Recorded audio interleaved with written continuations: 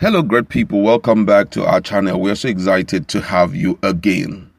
Before now, politicians and most elite, when they are being interviewed about the issue of insecurity, they just believe that it's something that should be swept under the carpet. And why it should be swept under the carpet is because it's only affecting those who are living in the suburbs, in Borno and all of that. But as we are talking to you right now, it's very close to Abuja. Don't forget that Borno had always been the base of insurgency. Borno, Bauchi, Yobe, Adamawa, and the likes. But right now, more than 1,000 UGM have visited one of the communities in a northern state, which is just 2 kilometers away from Abuja. And you know what that means, that very soon the big boys may likely not have any place to hide. As we are talking to you right now, there is a closed door session going on in the National Assembly between the lawmakers and security experts, or let me say those who are security boss in Nigeria. Because I think the reason is because of that report of those 1,000 people, 1,000 UGM or known gunmen who had to visit a particular place. More than, according to the reports from some of the eyewitnesses, they said almost about, I think, 100 or so went down and all of that. So right now there's a lot of tension. But we're going to give you details of that visit. 1,000 UGM, unknown gunmen, visiting a particular community. It's really, really troubling. Some few days ago, there was this particular video that went viral where we saw, these UGM guys. Some people said they were actually Fulani people. All of them were two on bikes, and some of them were with weapons, two on bike. And that bike was numbering almost close to 100. Yeah, numbering close to 100. And nobody was able to tell where they were heading to, you understand? But now it's coming very close. But before we do all of that, if you're not subscribed, please just hit the red subscribe button so that anytime we publish our videos, you will be getting the feeds. All right, let's look at the news in detail. Unknown gunmen have kidnapped over 100 people in Shadadi town in Niger State, hacking down 8 and leaving 4 injured. A source who spoke with BBC Hausa said more than 1,000 UGM, that's unknown gunmen, attacked the town on Wednesday and perpetuated the act. The attack comes just days after Niger State Governor Abubakar Bello confirmed the activities of Boko boys in the state. The worst place affected by the latest attack is Shadadi town under Mariga local government area, where eyewitnesses said thousands of residents have fled the town after the incident.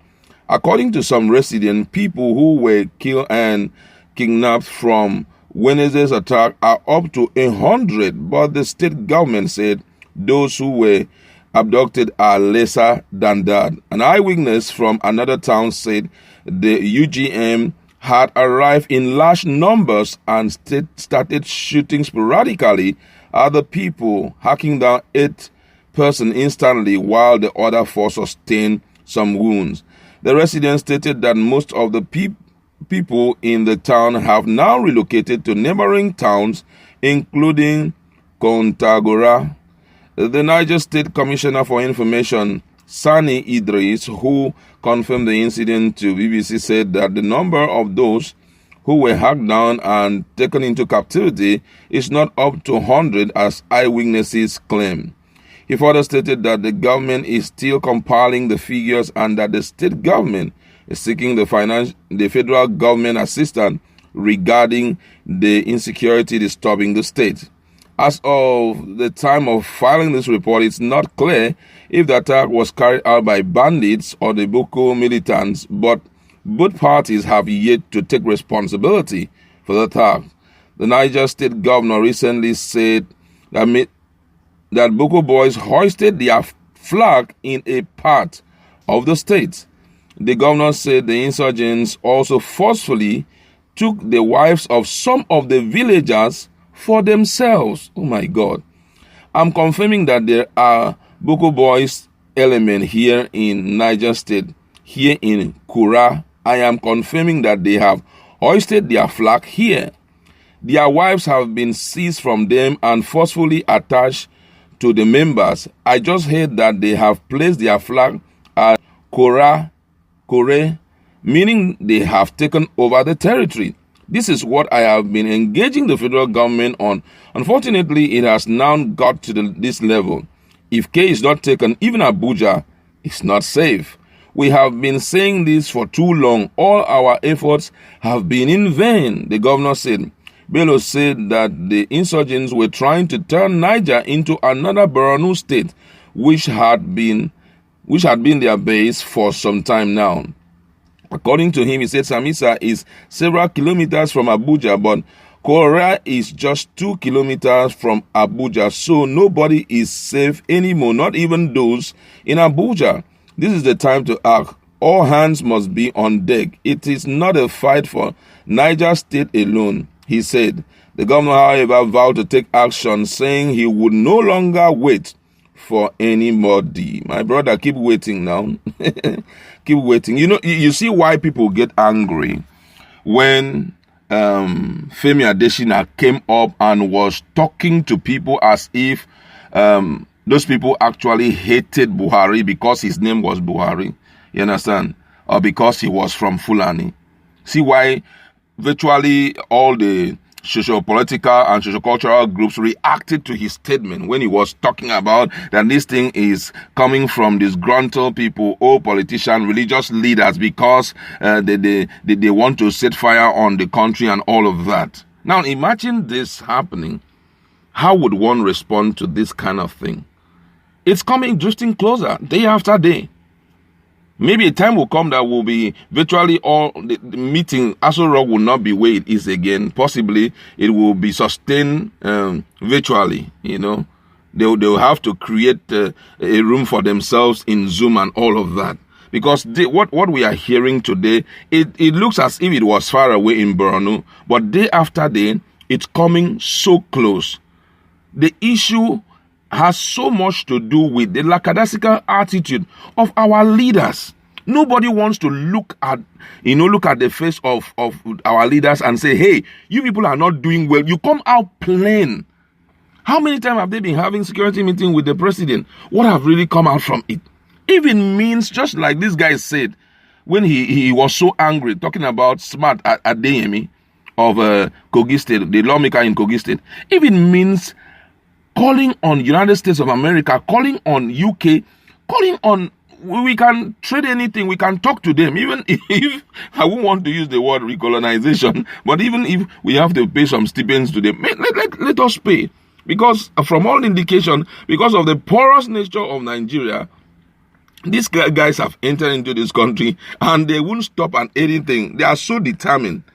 That's why no matter what anybody will say, I still give some respect to El-Rufai for standing his ground, refusing to pay money. Yeah, somebody will say, if it was your child, would you have said? The more we pay money to these guys, the more heartless they become.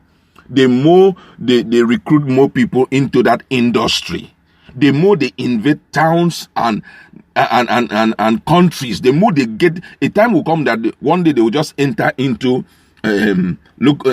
state capitals and begin to take over territories. That's what we are going to be seeing anytime from now. So it is high time, if there's need for us to tell some people, step aside, let people who have capacity to take over. It's good to say it. Just fairly recently, a senior advocate of Nigeria, one of Nigeria's senior advocate, talked about the same thing. He said the military should take over. People say, why should he say such a thing? It was terrible. It's not because the person wants the leadership to step aside. But hey, the life of Nigerians are more too important that we will play it down just because of party, because I belong to APC, because I belong to PDP. It makes no sense. I cannot stop to thank some governors in the South who have been standing their ground, doing the little they can to protect their territory. I heard some time ago about a particular governor in, I think, Cross River State, Ayade, that's his name, how he has been able to chase away these guys, how do they call them, abductors, these kidnappers, to chase them out with a particular group that he had formed in the environment. and that the place now is peaceful. That's what we are expecting. How can you call yourself a governor and you keep quiet, keep saying federal government, come to our help? Now they have even denied the state government. I think some of you have heard. They have denied some of the state governors by letting them know that in the exclusive list, they don't have anything like fighting kidnappers for the state. I hope Lai Mohammed was the one that said it. That is not their responsibility, which means it is in the concurrent list. Exclusive list, will give you money. Concurrent list, you are the one to take care. That's why you are the chief executive officer and the chief security officer of your state. So it's high time. Don't say, I don't want to wait to anybody again. Oh, God, stand up and defend and protect your people. If not, you will just be calling yourself governor while you don't have any state to govern again. And I hope also, now that it's living very close, I am hopeful that those who are sitting in the seat of power will wake up and do the needful. Even if you have to go against your party, go against it, because the lives of Nigerians are more important. I like